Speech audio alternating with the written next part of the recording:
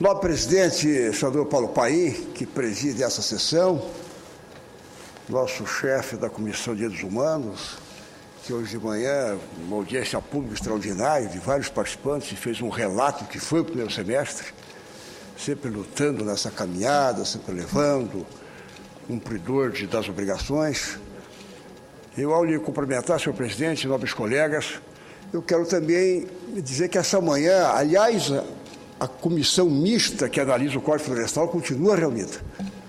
Começou de manhã para ver se consegue entrar num consenso, mas ainda se encontra debatendo nesse instante, para ver se é possível consensuar uma saída em relação ao novo Código Florestal no país, que já vem há tempo sendo tratado nessa casa. E o outro caso também que foi analisado aqui, com as ponderações também de Vossa Excelência, que preside a sessão, do senador Sérgio Souza, e com a participação da senadora Ana Amélia, que presidiu hoje uma audiência pública, por sinal, por tanta gente que havia do Brasil inteiro, dos produtores de suínos, com o comparecimento de muitos deputados federais, também estaduais, prefeitos, associações de cooperativas, produtores do Brasil inteiro. Foi usado o espaço do Petróleo Portela, que eram centenas de participantes nesse encontro, com o ministro da Agricultura, com todas essas pessoas, num debate para ver se encontra uma saída para o caso da suinicultura no Brasil. E um dos temas levantados, que tive a honra como membro dessa comissão também de abordar, é que nós, apesar de tentar encontrar caminhos para essas coisas todas, para mitigar os prejuízos, está na hora de que o Ministério da Agricultura, e essa foi a tese que levantamos, levante para criarmos para sabermos e termos em mão,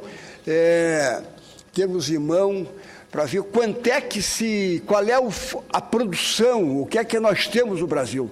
Hoje não há um controle em função da oferta e a demanda. Então, tem um levantamento de qual é a oferta, qual é o que é que se possui, qual é o fator produtor no Brasil, o que é que se tem. Então, esse fator produção, de levantar esse movimento, ter o controle disso, quanto é que nós produzimos, qual é a nossa produção no Brasil na suinicultura. Ninguém sabe hoje. E os produtores concordaram, as associações de produtores dos seus estados, com a Associação Nacional, levantar isso, coordenado pelo Ministério da Agricultura, para saber qual é a nossa produção, e em cima disso, nós sabemos, para colocar no mundo, qual é a demanda que se vê, não só no Brasil e no mundo, e com isso dá para a gente regular isso. E mesmo tendo em mãos isso, quando os preços estiverem melhores, passar a crise, o que é que ocorre? Muitas vezes tem aqueles aventureiros que vêm, pegam os recursos do BNDES, pegam os recursos do Banco do Brasil, do BRD, na nossa região sul, constroem granjas, dali 1 ano, 2 anos, de novo vem outras crises, e aí todo mundo entra que cresce a oferta. Então tem que ter esse controle de produção. O chamado controle de produção, quando há espaço para crescer, primeiro fazer a oferta aos que estão produzindo. Primeiro as cooperativas, os que estão há anos se dedicando a essa produção. É essa que tem que ser a saída. Os que estão dedicando.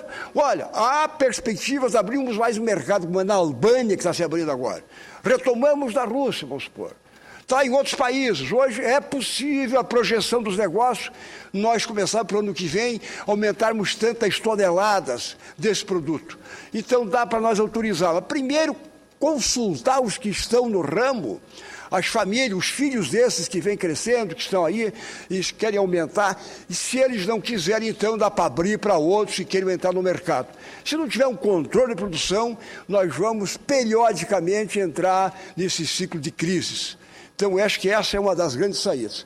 Mas abordando isso, senhor presidente, apenas porque hoje está esse debate, estão agora lá no Ministério discutindo outras saídas, eu quero levantar um tema muito rapidamente, senhor presidente, que também me preocupa, que trago à tarde, é das constantes greves que estamos a sentir no Brasil. E aí eu fiz alguns apontamentos em relação a isso.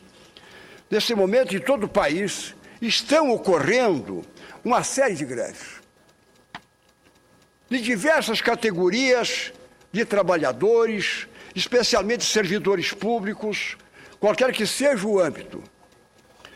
Ora são professores, ora médicos ou funcionários desse ou daquele órgão.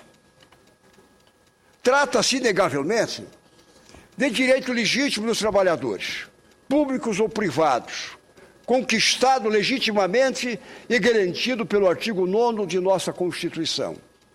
Nossa ponderação, nobres colegas, vai no sentido de, antes de partir para o confronto, buscar via do entendimento, buscar a conciliação.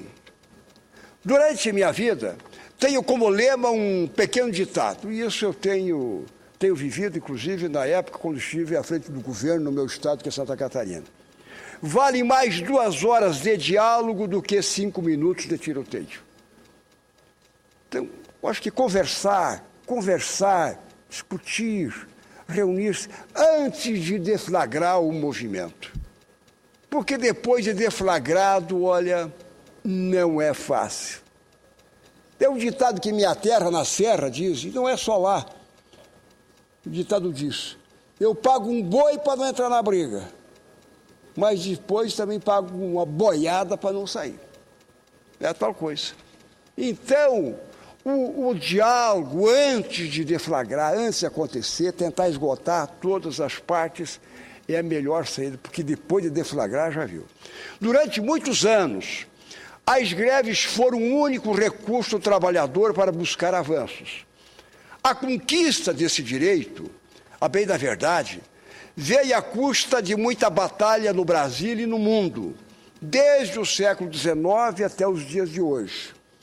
Ultimamente, contudo, temos visto uma certa banalização desse instrumento que, mesmo legítimo, causa grandes prejuízos à sociedade.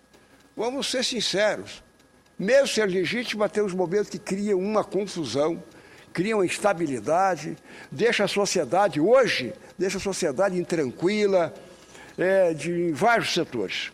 Não pretendo adentrar no mérito de uma categoria específica. Longe de mim de entrar no mérito, não quero. Tenho plena convicção de que, sob o prisma dos servidores, as reivindicações são sempre justas, claro. Ou a defasagem, ou é isso, ou é aquilo, houve uma promessa, e aí eles procuram buscar. Mas, antes de paralisar serviços públicos, ou mesmo atividades privadas, deve, como disse antes, serem esgotadas todas as vias de negociação. É melhor de tudo, todas as vias de negociação. Sindicatos, centrais sindicais e todas as formas de representação de trabalhadores devem estar imbuídos desse espírito. Em verdade, um compromisso público maior com a sociedade. Obviamente, esta consciência deve vir também das categorias patronais e dos administradores públicos. E tem que cuidar muito agora, que nós estamos enfrentando um pleito eleitoral no Brasil inteiro, pleito municipal, e muitas vezes, no afã das coisas, disse, vou fazer isso, vou fazer aquilo, depois assumes, olha, eu não sabia, não vou cumprir com isso. Então tem que cuidar muito, que a gente diz também. Tem que cuidar muito, quer dizer, a classe patronal também tem que ter o cuidado, para não vender muitas vezes falsas imaginações, e depois não tem como concretizar, tem que cuidar, isso demais.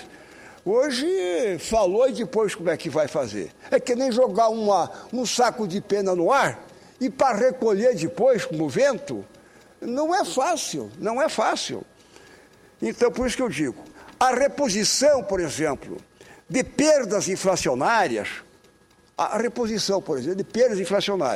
não deveria ser motivo de conflito, não deveria ser. Esse entendimento deve ocorrer, eu diria, naturalmente. Se houve no período 2, 3, 5, 7, a inflação, porque geralmente a arrecadação também ela acompanha, o produto acompanha, que vende, quer dizer, porque senão o trabalhador também com o tempo, o seu orçamento começa a ser comprometido, Porque se foi estipulado há um ano nessa base, se houve 10% de correção disso, se ganhávamos por 1.000, em 10% ele deixou, falta R$100. De um lado e do outro, como é que vai fazer isso? Como é que vai repor? Porque o produto, ele aumenta, se houve inflação, porque aumentou. Isso, os custos estão aí, são custos relacionados. Isso em tudo, é na educação, é na saúde, até no medicamento corre isso, em tudo. Isso não tem como fugir. Quer dizer, isso tinha que ser uma coisa natural. Acho que não podia ser considerado movimento em nenhuma paralisação. Parar o hospital, parar a saúde, parar as aulas. Acho que tinha que ser uma coisa muito natural. Então, quando fizer o tratado, olha, isso acho que é o mínimo. Uma coisa tinha que ser uma coisa, um entendimento muito maduro. Com relação aos reajustes, o espírito de responsabilidade e ponderação deve reinar em ambos os lados. Reajuste quando é alguma coisa que reajuste. Quando acertou-se um preço, vamos fazer um reajuste. Bom, aí é outro. Quer dizer, a inflação, a reposição, isso não é reajuste. A reposição, eu não considero reajuste. Repôs, porque já estava ganhando isso. Tá? Mesma coisa que trocar um carro. Eu comprei um carro hoje, vou trocar daqui 2 anos, vou trocar o carro, se eu vou entregar meu carro para comprar outro, vou ter que repor. Lá não sei se é 20%, ou 10%, ou 15%, ou 20%, para repor, para ter o mesmo, cara. Só mais atualizado, mas se a mesma coisa é a pessoa, mas se está comendo hoje, daqui 1 ano, daqui 2 anos, não vai comer menos, quer dizer, a sua alimentação, ou as necessidades básicas, isso, quer dizer, aí a reposição não é aumento. Então temos que ter essa maturidade. Agora, aumento real, aí eu acho que essa discussão tem que ser madura, eu acho que aí não deve, olha, se não fizer o mesmo, para tudo. Tá? Eu acho que não, aí tem que ter essa maturidade para não ensejarmos muitos problemas, porque depois de entrar e paralisar, dá o que dá muitas vezes, aí é duro. E para sair desse problema não é fácil. Então, com relação aos reajustes, o espírito de responsabilidade e ponderação deve reinar em ambos os lados, além de, no setor público, a respeito da lei de responsabilidade fiscal.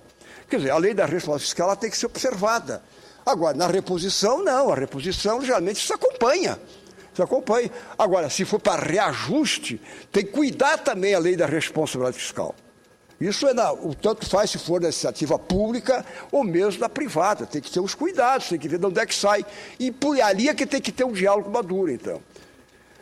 Em uma democracia que caminha firmemente rumo à maturidade, a greve, direito estabelecido e positivado, será sempre instrumento legítimo.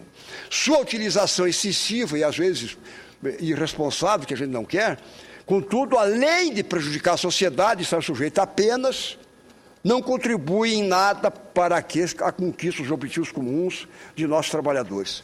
Então, eu acho que um chamamento à maturidade, um chamamento que haja um entendimento e que se possa esgotar no diálogo, na conversa madura, responsável, é a melhor saída. Eu conheço de muitos pais, amigos, de outros que estão aí, nós estamos com um drama agora aí, o coitado do Mercadante, que não é por isso ministro da Educação, mas ele não está encontrando um caminho. E nós estamos com a greve, um exemplo. Né? Nas nossas universidades aí, de já uns 2 meses, uma coisa que o vale, mais, comprometendo, por exemplo, o semestre. Já muitos desses universitários iam colar grau agora, você tem que remoldar todo o projeto. Quer dizer, já fica toda uma coisa, quer dizer,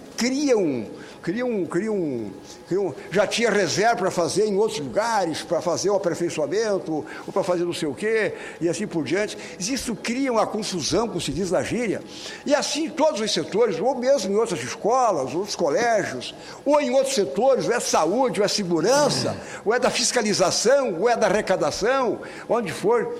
Eu acho que a reposição, quando se discutir, a reposição ela tinha que ser uma coisa automática.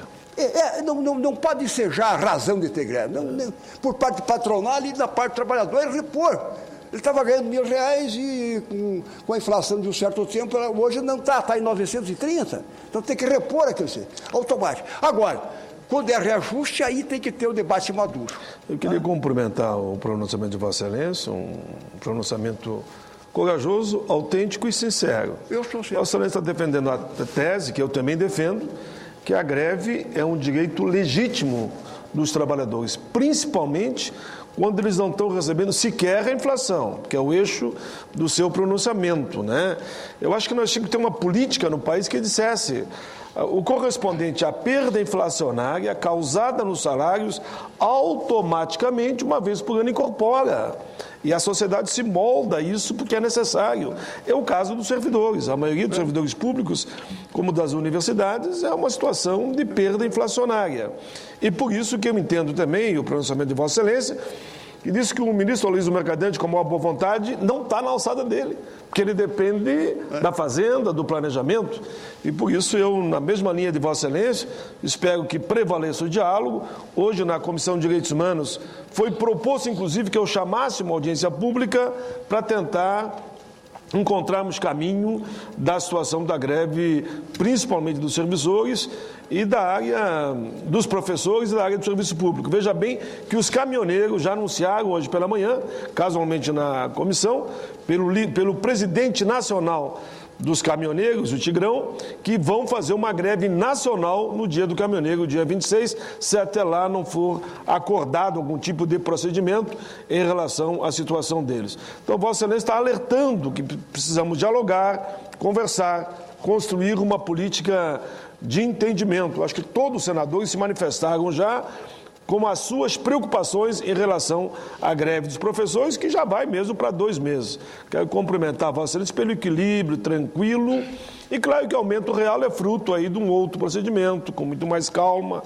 Nós mesmos estamos brigando, e Vossa Excelência é meu parceiro, o senador Mozarello também, o senador Garibaldi Alves também, para que haja uma recuperação dos benefícios dos aposentados. Nós estamos tentando dialogar, achar uma saída. Mas a situação dos servidores e principalmente dos professores é delicada. É preciso achar uma solução. Eu concluo, então, ainda mais com as ponderações de Vossa Excelência, senador Paulo Paim. E então, nós tínhamos que... Isso tem que ser uma coisa normal, me parece, né? Principalmente para as classes menos privilegiadas no Brasil. Acho que a reposição ela é uma coisa muito... Está embutida, né? Porque não quer ganhar uma reposição para poder fazer altos negócios, ou coisa que vale. Não é. É uma coisa de vida normal, a vida cotidiana, durante o ano que vem, quer dizer, é isso. Por exemplo, pega aí no salário mínimo, além da reposição, sempre há Ao PIB, um crescimento pelo PIB. Pelo PIB, quer dizer, há um acréscimo real. Mas porque ele tem um privilégio, mas eu acho que é justo isso. Isso é justo.